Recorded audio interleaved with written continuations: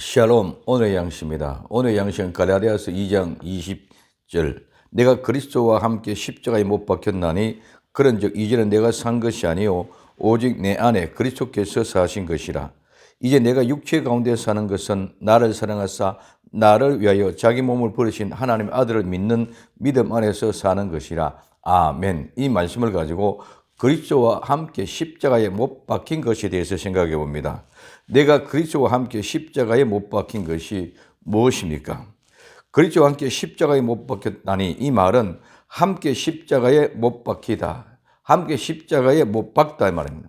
그래서 예수님과 함께 십자가에 못 박힌 강도들이 있습니다. 마태복음 27장 44절에 함께 십자가에 못 박힌 강도들도 이와 같이 욕하더라 하고 말씀하고 있습니다. 두 번째는 옛사람이 십자가에 못 박힌 것입니다.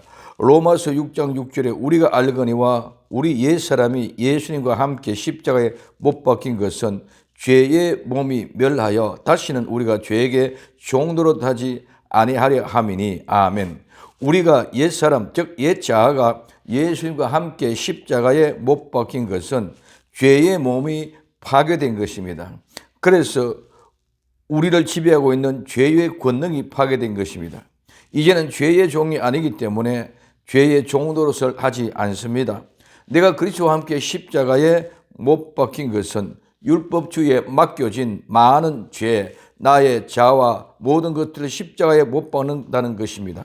내가 그리스도와 함께 십자가에 못 박혔다는 것은 첫째, 율법은 죄를 정죄하는 것, 즉 지적하는 것입니다.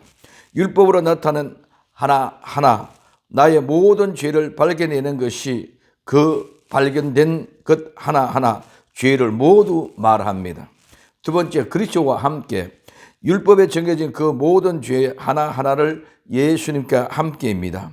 나 홀로는 아무런 의미가 없습니다. 죄인의 형벌, 형틀에서 죽는 심판이기 때문입니다. 예수님을 믿는 믿음으로 예수님과 함께 그 죄 하나하나를 예수님의 십자가에 못 박아야만 합니다. 십자가의 우편 강도는 예수님을 믿음으로 구원을 받았고 좌편 강도는 믿지 아니함으로 구원받지 못한 것을 우리에게 얘기해 주는 것은 예수님과 함께의 모습입니다. 세 번째, 못 박혀 죽는 것입니다. 십자가에 못 박혀 죽습니다. 예수님도 죽었는데 아무도 죽지 않은 사람은 아무도 없습니다. 율법 하나하나의 죄목에 따라 모두가 다 죽어지는 것입니다. 죽으면 모든 것이 해결되는 것입니다. 그래서 율법에 의하면 하나도, 열도, 백도, 천도 모두 똑같이 죄에 발견되어지면 죽는 것입니다. 그 죄목으로 예수님과 함께 죽는 것입니다. 고린도전서 15장 56절에 사망의 소는 것은 죄요 죄의 권능은 율법이라고 말씀하고 있습니다. 네 번째, 예수님 부활과 성도의 부활입니다.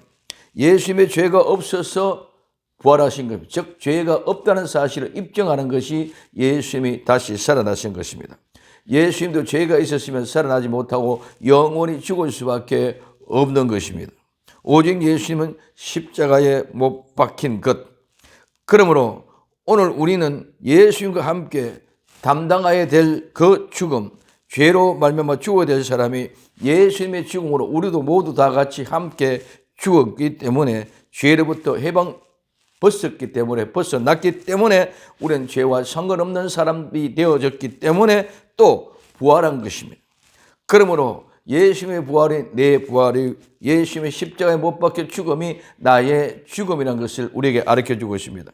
그 무서운 죄, 정말 사망의 권세를 가지고 있는 이 어마어마한 무서운 죄를 해결하는 방법은, 그 죄를 이기는 방법은 오직 예수 그리스도의 십자가에 못 박는 것뿐입니다.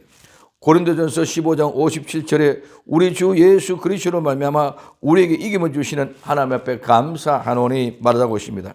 이 죄가 용서된 사람은, 모든 죄를 십자가에 못 박은 사람은 죄와 상관없는 사람들입니다. 이제는 이 죄와 상관없는 사람들은 의인입니다. 의인은 다시 죄를 지을 수 없습니다. 죄의 죽음의 사망을 이금으로 이제는 삼켜버렸기 때문입니다. 고린도전서 15장 54절 이 썩을 것이 썩지 아니함을 잊고 이 죽을 것이 죽지 않으면 입을 때에는 사망의 이김에 삼킨 바 되리라고 기록된 말씀이 응하리라고 말씀하고 있습니다. 다섯 번째 마지막입니다. 의인은 믿음으로 사는 것입니다. 믿음으로 산다는 것은 내가 믿음으로 의로워졌기 때문에 믿음으로 사는 것이 아니라 내가 의인이 되었기 때문에 믿음으로 사는 것입니다. 죄와 상관없는 사람으로 사는 것이 믿음으로 사는 것입니다. 우리는 잘못된 생각을 가지고 있습니다. 내가 믿음으로 사는 것은 죄와 상관없는 삶을 사는 것이 아니라 이제 우리는 내가 믿음으로 그 죄와 상관없는 사람 되기 위해서 살아간다고 착각하고 있다는 것입니다.